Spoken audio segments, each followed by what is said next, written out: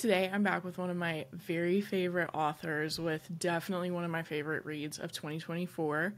I'm with Rob Hart, who wrote Assassins Anonymous, which is just this really unique approach to your action assassin thriller where the main character has given up killing. Truly just like such a fun premise, but here's the synopsis.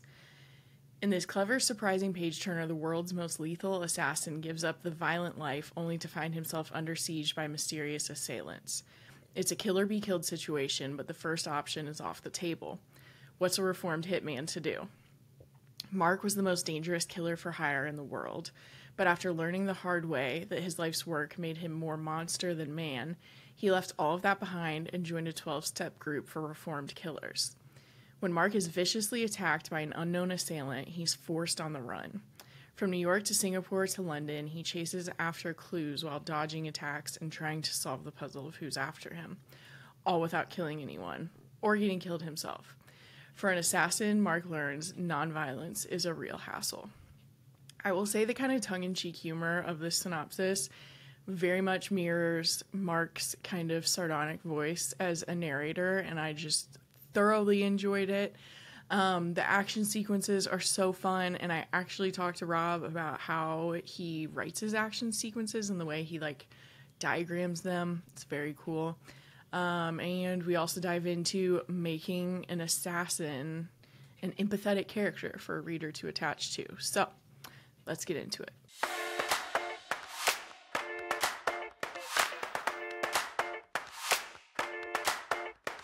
So when I was reading the synopsis, like before I had read the book, I was like, this is such a cool concept because we've had, I feel like in movies and probably other books too, there have been people who get out of the game of being an assassin, maybe just because like they're done or they're tired or whatever.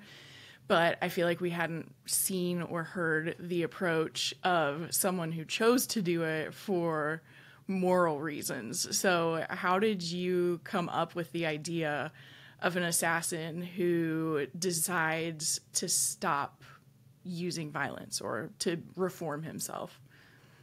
I think it was kind of in recognition of that trope. I was watching Nobody with Bob Odenkirk, which is kind of like a, Yes. yeah, it's like a spin on John Wick, and it's every one of these stories. It's always the same. It's like one of these guys decides he doesn't want to be an assassin anymore, and he stops, but then gets nudged, and then slaughters like 100 people.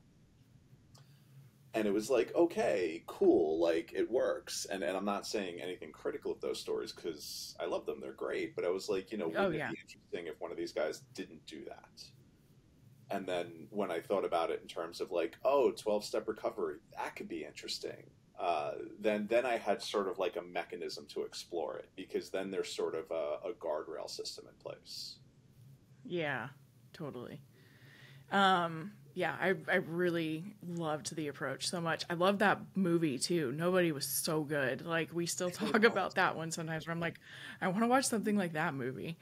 But yeah, it really is like, it is typically they get out for a very different reason. And so then it added this whole other edge to him having to like navigate people coming after him. So, kind of related, we saw The Fall Guy here recently, and what I thought was really cool about that one was it was almost like he had a superpower in that he was a stunt guy. So then like when he was in an action situation in real life, he had skills that like a normal person wouldn't have. And then it was reminding me of this book, just that instead it was like he had a handicap. So it was like making it harder for him to protect himself because he's actually trying to not kill people anymore, basically. So with this one, was your writing process any different than your other books? I would say this one came a lot easier actually than the last two, because the Paradox Hotel was speculative time travel and all this wild stuff, and the Warehouse was basically a takedown of late stage capitalism, and again like in the speculative realm. So those were very research intensive books, whereas this one I just kind of sat down and I banged out some outlining stuff, but I mean it came together really quickly, and in part was because I didn't have to do as much research, but also like I'm a junkie for action stuff, and that Yeah. challenge of how does this guy operate when he's very very deadly but suddenly can't be that Hmm. way. It was great because I just kept on throwing all these fun little wrenches into what I was doing, and it just forced me to Hmm. kind of think on the fly almost in the way that he was doing. And so Yeah. I was surprised at how quickly this one came together.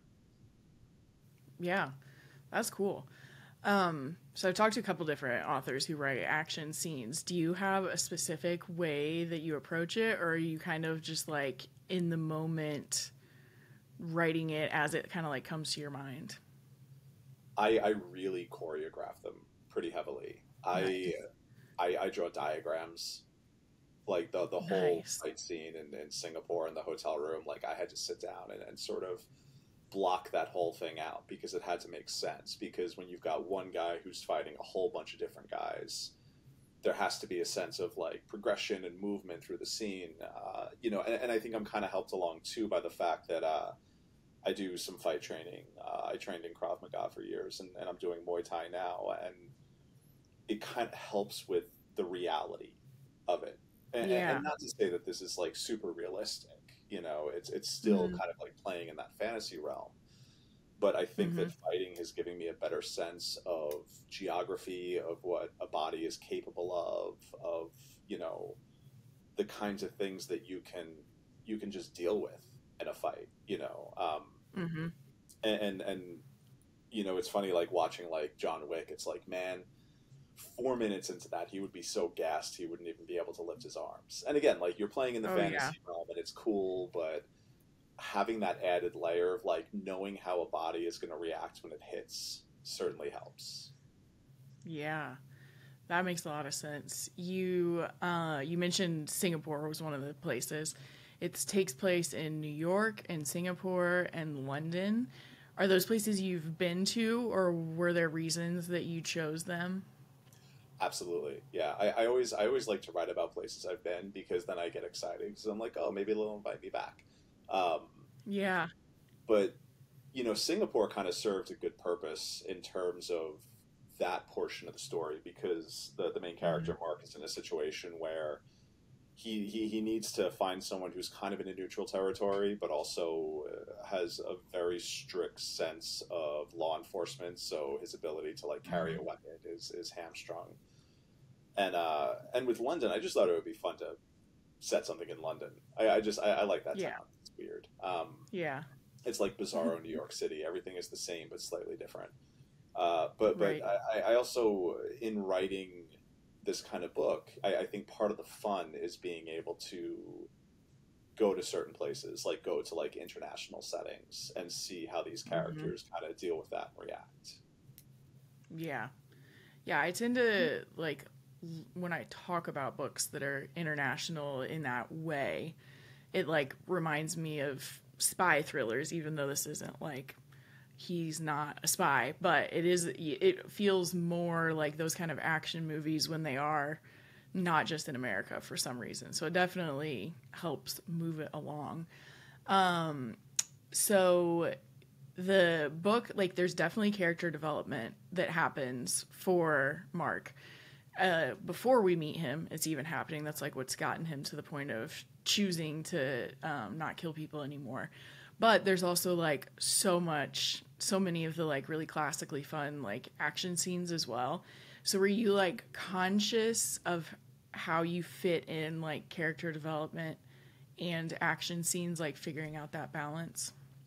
Oh yeah, yeah, and that's always the challenge on stuff like this is that the action scenes have to be cool and they have to be exciting, but they also have to inform the character and they have to show you how that character Mm. is changing and growing. And I use this as a teaching example all the time. Is that if you think about it, kung fu movies and musicals are pretty much the same thing. It's just a matter of whether Mm. they're singing or fighting. But you've got a series Nice. of set pieces, you've got escalating action, you've got people who, as they come together and their emotions hit a critical point, there's some kind of action. And a good action scene, a good fight scene, a good song, it tells you about that character. It tells you about where they are. It tells you what they're capable of. It tells you what they can do. So that's part of the design process of putting together a really good scene, is figuring out the way to do it that's going to be most informative for the audience. Mm-hmm. That is gonna like stick in my head forever. The fact that they're the same as musicals, that like is such a good example that I had never thought about. But that's like exactly what it is. Like breaking into song is just like sharing like the strength of your feelings about something at that moment. Yeah, yeah, Um, it's such a silly example, and whenever I use it, people are like, "Oh my god, that makes sense," and that's why I just keep going back yeah, to it. I know. Yeah, it works so well. One of the things that I noticed, especially in some of the action scenes, but specifically, I don't think this is vague enough. It doesn't feel like a spoiler, but there's a part where there are two guys who keep coming after him, and he basically incapacitates them instead of killing them. And he's even kind of in his head slash with another character talking about how it would be easier if he could just kill them because they couldn't just keep finding him and keep coming after him. And I was realizing that as a reader in that moment, I was even like, just kill them. Like, just do it. Like, they're coming after you. Like, you have reason to do it. Like, why not just do it? Like, this seems to be something that makes sense, or a time that makes sense to kill someone. And I was like, oh, okay. So even as a reader, I've like become a part of the problem. Was that like, were you intentionally even trying to get to the reader to a point where we're just like, just do it, like it's not a big deal? I wouldn't necessarily say that. I'm glad you brought that up. That's really interesting. Mm-hmm. What I was trying to go for was this idea that we watch John Wick, right, and we watch him shoot Mm-hmm. 100 people in the head, and we're like, that's so cool. But Mm-hmm. when you think about it, like every single one of those people, they had a family. Like whether they were a bad Yeah. guy or not, like there's someone on this planet who cared about them, and their life is going to be worse now that they're dead. And again, Mm-hmm. this isn't any kind of indictment because that's just the way the storytelling works. But it always struck me Yeah. as kind of interesting that we, as the audience, create these moral lines in terms of like who's right and Mm-hmm. who's wrong and who's allowed to do what. But if you were to move that over into reality, I mean, Mark he's going around, he's killing people. We're not supposed to do Mm-hmm. that's bad. That's frowned upon. Um, Yeah. and that's why that moral gray area is such a fun space to play in, because it's sort of, I wanted to kind of challenge the idea of the righteousness of it Mm-hmm. and the right and wrong of it, and that's something that even Mark has to come around to, is that realization that the assassin character, it's that sort of really classic outside the law archetype, like the gunslinger or the private eye or the samurai, like someone who will sort of has a sense of justice that kind of transcends the law, because we know the law is not always well applied. It's not always, Mm-hmm. the law is not always just. So we Yeah. kind of love these characters who are willing to take on their own sense of justice and try to apply that own sense of justice. But the question is who they're applying it for. I mean, Mark is Yeah. working for an agency that's saying, oh no, we only kill the people who deserve to be killed, who we're going to make Mm-hmm. the planet a better place. But I mean, is that really the case, or are they using him as a Mm-hmm. tool to kill people who are troublesome rather than bad? Yeah. And Yeah. who decides that they're troublesome? And again, it's like that moral gray area is just such a fantastic place of like, you know, putting you in a position of deciding, like, well, does someone deserve to live or die? Mm-hmm. Yeah. And he kind of throughout the book comes back to like when he was just taking orders, he could look at it like math. So it's like it's really easy for us to think like, oh, this person was going to do something that would kill thousands of people. And so then it feels okay to just kill one person. But it's like how, like you're saying, how sure can you really be that you're killing them is actually going to save all those people? It's still kind of hypothetical, but you could use it to justify killing someone. Yeah, it's like the entire book is basically just one big trolley problem. It's like, do Yeah. I do nothing and let Yes. 5 people die, or do I do something and choose someone to die? Yeah. And I'm excited for people to read it just so because I'm like your interpretation of it and your reaction to it is fantastic, and now I get to get in that place Yeah. where it's like, you know, there might be people who just completely disagree with all of it, or there might be people who, you know, start parsing it out. It's just Mhm. fun to see people's reactions. Yeah, I bet it is, especially yeah, just all the questions that it really brings up. And you really approached it like with using Assassins Anonymous, you kind of modeled it after the 12-step program that isn't Narcotics Anonymous too, but like started with Alcoholics Anonymous. And you approached it like it was an addiction, to kind of like having that power and the way, well, and kind of like the god complex that you have when you have that kind of power. So how did you approach, I know in the acknowledgments you said you talked to some friends who were in the program, how did you approach like melding an addiction for killing people into a 12-step program? That was, you know, and that was something that I entered with a high level of care for what I was doing. You know, I Mm-hmm. didn't want it to be like I don't know, like window dressing or just, you know, oh, like this is a fun Mm-hmm. little quirk. I wanted to take it as seriously as I could. But Mm-hmm. in terms of actually putting it together, I mean, it wasn't that hard in the sense that, you know, first off, it doesn't have to be a substance to be addicting. You know, like sex can be addicting Mm-hmm. and gambling can be addicting and all of those things. And we're dealing in the realm of like positive reinforcement where you have someone who is being giving a lot of praise and a lot of money and being told how great they are for this thing that they're doing. Mm-hmm. But you know, even in looking into issues related to addiction, there was, you know, a lot of research on how there are similarities in brain structure between people who kill and addicts. Not to say Wow. addicts are all killers or anything, but it's just it has to do with like certain structures in the brain and things like oh, I'm completely forgetting the term right now, like impulse control and stuff like that. Oh yeah. So like the way it dovetailed was pretty interesting. Yeah. And it was making me think too, because he even calls himself an adrenaline junkie, or just that he loves the adrenaline of it all multiple times too. And that reminds me randomly, that just reminded me of like years ago, Justin Bieber did an interview where he was saying that like he got to a point where after his concerts, he'd be on such a high, and then he would like leave and go to like his hotel room or whatever, and he would just be depressed for like days after it because there was just like nothing like the high of having that many people like screaming for you and like singing your songs, and like he had to like figure out how to get it under control because his like regular life wasn't even interesting to him anymore. So it really can be anything that gets you high, or quote unquote high, can Yeah, become yeah, so brain chemistry problematic. is a wild thing. Yeah.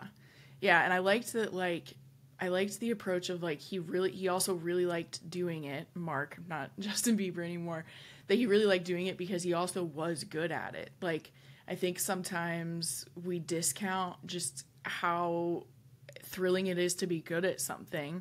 And so you can just convince yourself like, "Oh, this is what I'm supposed to do because I'm good at it." And like it just does feel good to be good at something. So Oh that yeah. kind of even just kept him in there. Yeah, I mean, every time I get a good review for one of my books, it's a little shot of dopamine straight into my veins. Right. Right. Did you do any research for like what assassins are like, or like what it's like to do that role, or was it just kind of like what you've read and been around that we've all been around? I mean, it kind of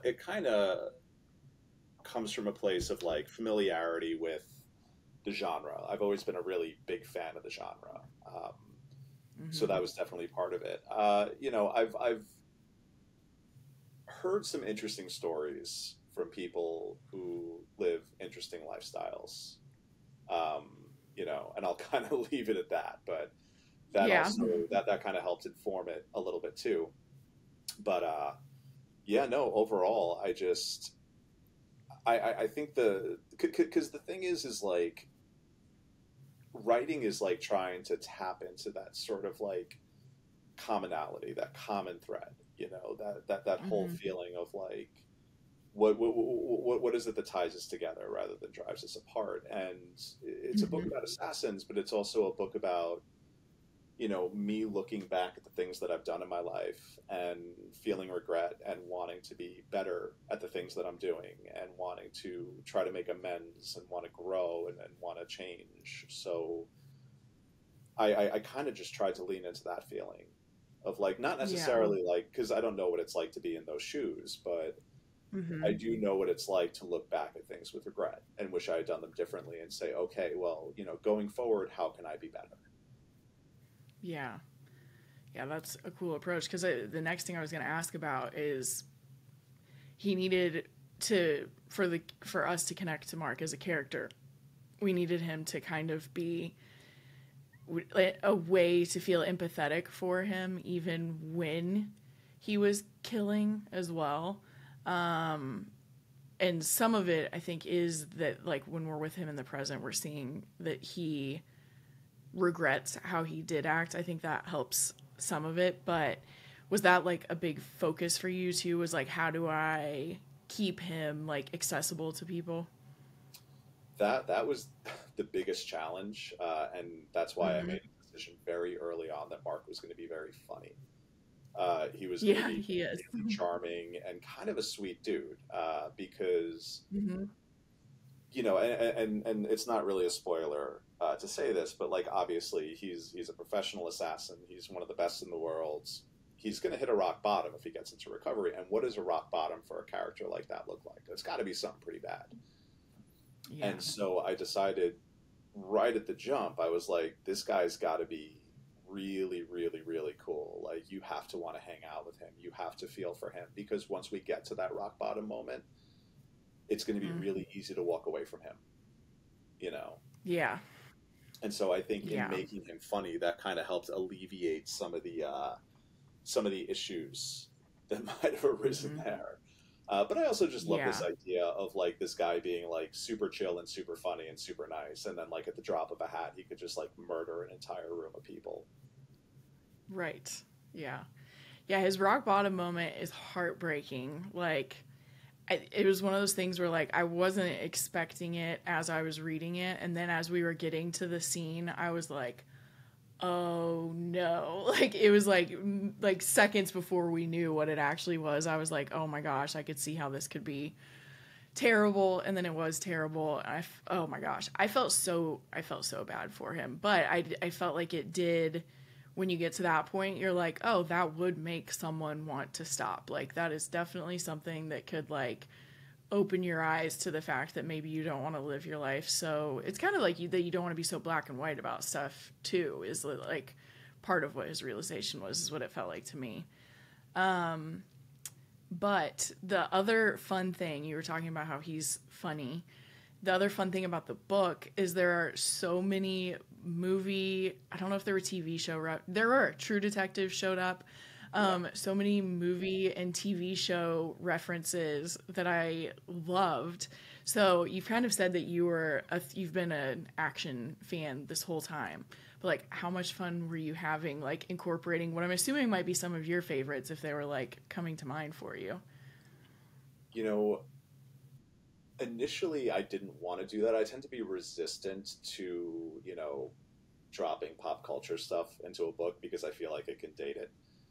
Or it can feel Yeah. like the author being like, I put this band in that my main character is listening to because I think this band is cool. But Mm-hmm. it seemed to me that, like, you know, Mark in particular, but I figure assassins maybe in general might live kind of like a lonely lifestyle. So what is he going Yeah. to do at this time but sit around and watch movies? But I also love this idea of him being in a situation with a character who is not an assassin, who is then quizzing him about the accuracy of assassin movies. I was Yeah. like, oh, that just seems silly and fun, so I'm going to do that. And Yeah. but then getting to like, you know, kind of weave in movies like It's a Wonderful Life, um, Yeah. and you know, name check silly stuff that I love like Willy Wonka. The way that Mm-hmm. it's one of those things again that like I wouldn't necessarily set out to do, but as I was doing it, I'm like, oh no, this actually works. I think I'll stick with it. Yeah. Yeah, I love it. There was, what was it? Mandy McHugh. She had a book come out called It Takes Monsters. And I was like trying to even make a list. I did it with yours too. And it was like more than 10. But I was like trying to keep a list of all of the like movie and TV show references she made because she was just making so many of them. But as someone who just consumes stories in like every form possible, it made it more enjoyable for me. I guess I could see how like with some people it might take them out of it, but I always think it's fun when books do stuff like that. It just like makes it more fun for me as well. What was the other thing? Oh, so I saw on, her name is Amy, Mom Advice on Bookstagram, yes. But she was mentioning that it is already going to be a series. Is that, I mean, I'm assuming if she said it, that's true, but there's definitely going to be a second one because we are going to get off this podcast and I'm going to go back to work editing it. Oh, yeah. Whether it becomes like a long-running series is going to depend a lot on how the first one sells. So anyone who's listening to this should definitely go buy like 5 copies and give them out to your friends. Yes. I mean, it's one of those things where, you know, publishing will dictate where it goes. The thing that's nice is that it did get optioned as a film and a potential film series by Amblin and Spielberg, which is still kind of ridiculous to even say. But yeah, that is so exciting, though. Yeah.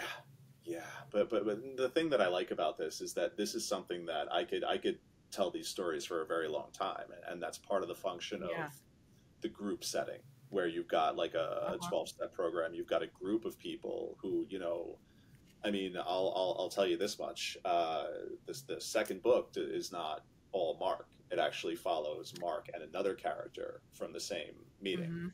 So I get to sort of branch out, and like I can see writing a book that's completely following a character that never got a POV in any of the previous books. Yeah.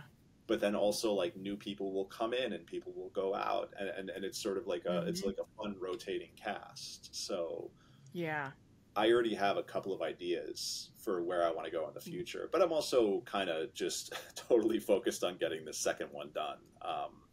So that it's actually good and makes sense. But yeah, you know, I try. The only real challenge too is like figuring out a way to kind of. It can't. Mark's whole journey is like, you know, I feel inclined to kill people. I don't want to kill people anymore. And finding like a different access point every time. You know, it's sort of like that. It's kind of like that challenge that you have when you're adapting like a superhero, right? Because superhero characters kind of have to stay static as a function of their history and who they are, but they also kind of have to grow and change too. And it's finding that narrow line that you can walk where you can explore new stories and have them grow, but also not have them grow so much that they're unrecognizable. Yeah. It is cool. It's like, it's not anthology because it's not like everything would be different in every single book, but it's cool the approach that like you could just spend time with different characters who are just loosely related to the same like Assassins Anonymous group. But when I had actually seen that she mentioned that there would be another one before I read it. And so then when I got to the end, I thought the ending was so perfect because it still resolves the things that you want resolved. But I could definitely see another direction that it could be going in. So I'm excited. But there will for sure be a second one, is what you are saying. It's just whether there are more. Yeah. I mean, I'm contracted for it. My editor likes the idea and the page that you read so far, so that's really good. I just have to land the plane. Nice. Which is always the challenge. Yeah. That whole part is still a little bit intimidating. But that's the weird thing about this process. So like I'm now getting into the promo cycle for the first book. And the first book's been done since the middle of last year. I've now since read the second book. And so, and it's almost finished. I'm submitting it probably by the end of next week. Oh, wow. So now it's like, cool, I'm going to talk to Kate today and have to remember what the hell I wrote in the first book. Right. Because it feels so gone to me at this point. Yeah. You move so much into the other story. I'm like, what can I say and what can I say? because I don't want to That's what spoil. I was gonna say. Is there stuff that like you're like, wait, is that in the other one, or can I even talk about it? Yeah, no, I mean, like I'm that's the thing. I'm not even telling you like who the other POV character is. I mean, you could Right. probably guess based on having I read the might book be and able where it to. ended. Yeah. But but if I say it, it spoils pretty much the whole of the first Right. book. So it's like, okay, Oh yeah. cool. Like let's get back into this fun territory. Yeah. Yeah, that does have to be like the weirder part of writing is that by the time you're promoting, like it's just been forever since you wrote it and you're in a whole other world that you're like spending most of your time in. Oh yeah, yeah. I mean, I don't remember like previous books. Like I have books that came out in like 2015, 2016. People Mhm. will ask me questions about. I'm like, I don't know. I don't know. It was almost 10 years ago. Like, are you kidding me? Like, I Yeah. flipped through Yeah. the second book I ever wrote because I was looking for something for City of Rose, and like I was reading it, and it felt like a stranger wrote it. I'm like, I don't remember writing this Wow. stuff. But I've written 6 or 7 books and short stories and comics and all this other stuff since then. It's like it's such Yeah. a weird process. Yeah. Because I think you write a novel almost in somewhat of a fugue state.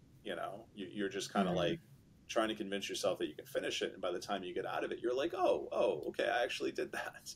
Because then the next time Yeah. you go to start a novel, you're like, I have no idea how to do this. Doesn't matter how many times. It's like it Mhm. seems like an impossible task. Yeah, starting at zero again. That makes me feel a little bit better because I was just realizing I beta read a book for someone last year. And so I think it was like 7 or 8 months ago. So I've read like, I don't know, like 40 books since then, basically. And I was trying to figure out how to prep for this podcast. And I'm like, I feel like I don't remember everything. But if writers are even like forgetting their stuff eventually, I don't feel as bad about the fact that I'm like, I can't remember every detail of this book that I read forever ago. Oh yeah, yeah, that's a lot to keep in your head. Yeah, someone Yeah. someone asked me a question about my first book once, and I was literally like, I have no idea what you're referencing. I can't answer that question. I've got literally nothing. Yeah. Yeah. Well, that makes sense because I'm sure you read too. I see you post stuff. So between reading and writing other stuff, you can't keep everything in your head. Our brains are not big enough. No, unfortunately. Yeah. Well, as of today, when this is dropped, it is available to buy everywhere. So everyone needs to go buy it, and then hopefully we can have you back for the second one in the future. I would love that. Thank you so much for having me on.